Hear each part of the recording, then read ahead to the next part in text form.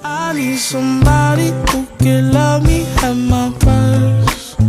No, I'm not perfect, but I hope you see my... Assalamualaikum anak-anak, apa kabar semuanya? Oke, sebelum kita mulai pelajaran pada hari ini, ada baiknya kita berdoa terlebih dahulu. Berdoa dimulai.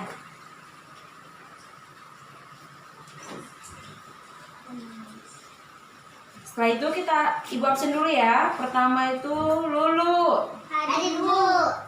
Bintang. Hadir Bu. Juni. Hadir Bu. Nada. Hadir Bu. Anjani. Hadir Bu. Oke, semuanya hadir ya. Nah, setelah absen, kita masuk ke materi pelajaran pada hari ini. Nah, pertemuan semalam kan kita sudah membahas di bab 2 dan itu sudah menjadi pembahasan bab terakhir. Sekarang kita masuk ke bab 3, bab yang baru tentang Khulafaur Rasyidin. Nah, anak ibu, apa itu Khulafaur Rasyidin? Khulafaur Rasyidin adalah kepemimpinan setelah Nabi Muhammad SAW wafat di tahun 630 Masehi atau 11 Hijriah. Nah, kemudian siapa-siapa saja yang menjadi Khulafaur Rasyidin? Pertama ada Abu Bakar, ya betul, Abu Bakar As-Siddiq. Kemudian ada Umar bin Khattab. Kemudian yang ketiga ada Utsman bin Affan. Kemudian yang terakhir ada Ali bin Abi Thalib. Nah, anak-anak ibu, yang keempat ini memiliki gelar. Yang pertama, gelar As-Siddiq diberikan kepada Abu Bakar. Mengapa demikian? Karena beliau amat membenarkan tentang peristiwa Isra Mi'raj Nabi Muhammad SAW. Nah, yang kedua ada Umar bin Khattab yang diberi gelar dengan Al-Faruq. Nah, Al-Faruq ini adalah pembeda atau pemisah. Kemudian yang ketiga ada Utsman bin Affan yang diberi gelar Dzun-Nurain atau yang artinya pemilik dua cahaya. Dan yang terakhir ada Ali bin Abi Thalib yang diberi gelar Babul Ilmi yang artinya pintu ilmu. Mengapa demikian? Karena beliau ini, Ali bin Abi Thalib, itu sangat kecerdas masa itu. Sampai sekarang masih dipakai tentang ajaran-ajaran yang ada dalam Ali bin Abi Thalib. Nah, kemudian kita masuk ke penjelasan proses pengangkatan dari yang keempat ini, dari Khulafaur Rasyidin. Kita masuk yang pertama, Abu Bakar As-Siddiq.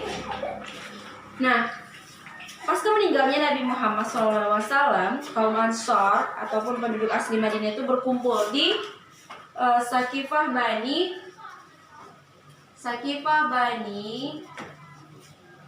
Sya'idah. Nah, di sana, di tempat ini mereka bukan sekedar hanya berkumpul, namun di sini mereka untuk mendukung kepada Sa'ad bin Ubaidillah radhiyallahu anhu sebagai pemimpin. Mereka membaiat Sa'ad untuk menjadi seorang pemimpin setelah wafatnya Nabi Muhammad SAW. Namun Umar lalu memberitahukan kepada Abu Bakar ataupun berpidato agar umat memilih Abu Bakar sebagai pemimpin setelah wafatnya Nabi Muhammad SAW. Karena disitulah, namun keduanya menolak.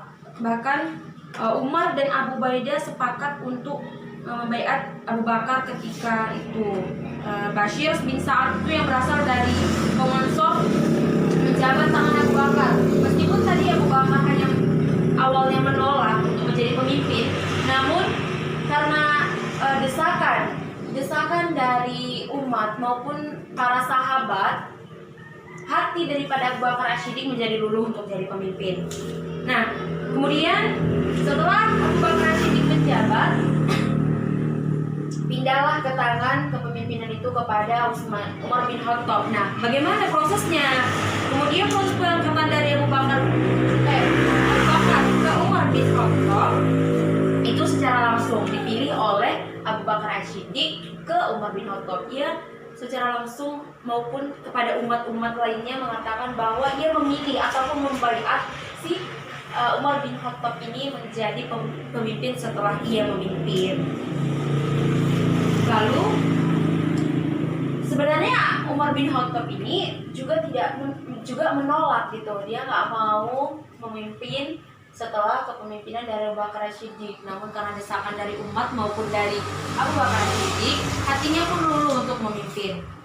Nah, kemudian kita masuk ke proses pengangkatan kepemimpinan atas Utsman bin Affan. Nah, proses pengangkatannya ini sebagaimana diriwayatkan oleh berbagai hadis, utamanya hadis Imam Muslim, itu Umar bin Khattab mau memilih penggantinya. Umar berpesan untuk mengumpulkan orang-orang yang disebut di zaman Rasulullah itu penghuni surga. Siapa itu? Nah, di buku ini ada katanya nih, ada Ali bin Abi Thalib, Utsman bin Affan, Abdurrahman bin Auf, Jubair bin Awwam, Sa'ad bin Abi Waqqas radhiyallahu anhu, dan Talha bin Sa'ad Ubaidillah. Nah, kemudian setelah 3 hari 3 malam, Abdurrahman bin Auf mendatangi berbagai komponen-komponen masyarakat yang ada di wilayah tersebut. Untuk apa? Untuk mendengar aspirasi-aspirasi dari masyarakat tersebut selama 3 hari 3 malam. Nah, di hari ketiganya proses pengangkatan dari Ali bin Abi Thalib dari Utsman bin Affan ke Ali bin Abi Thalib itu. Setelah itu Abdurrahman bin Auf dan para sahabat sepakat gitu untuk membaiat si Utsman bin Affan menjadi pemimpin mereka. Nah, proses pengangkatan dari Utsman ke Ali itu sepeninggalan Utsman, Ali bin Abi Thalib didatangi oleh kaum Ansor dan Muhajirin. Nah, mereka berbondong-bondong untuk meminta agar Ali bin Abi Thalib yang naik menjadi pemimpin mereka. Namun Ali bin Abi Thalib menolak karena ia tidak ada berambisi untuk masuk ke dunia yang menduduki jabatan yang bersifat duniawi gitu, bersifat kepemimpinan yang ada di duniawi. Jadi ia menolak dari pembaiatan umat-umat yang halayaknya banyak, juga dari para sahabat. Namun setelah dibujuk, Ali bin Abi Thalib juga luluh hatinya sehingga ia memimpin di masa itu setelah kepemimpinan dari Utsman bin Affan gitu. Nah, ada pertanyaan? Baik, tidak ada pertanyaan. Nah, demikian yang dapat Ibu sampaikan tentang proses pengangkatan Khulafaur Rasyidin. Mengingat waktu kita hanya tinggal 5 menit lagi. Kalau misalnya ada pertanyaan, di lain waktu kita lanjutkan. Oke, kalau semua sudah jelas dan tidak ada pertanyaan lagi, Ibu cukupkan sampai di sini. Assalamualaikum warahmatullahi wabarakatuh. I need somebody who can love me at my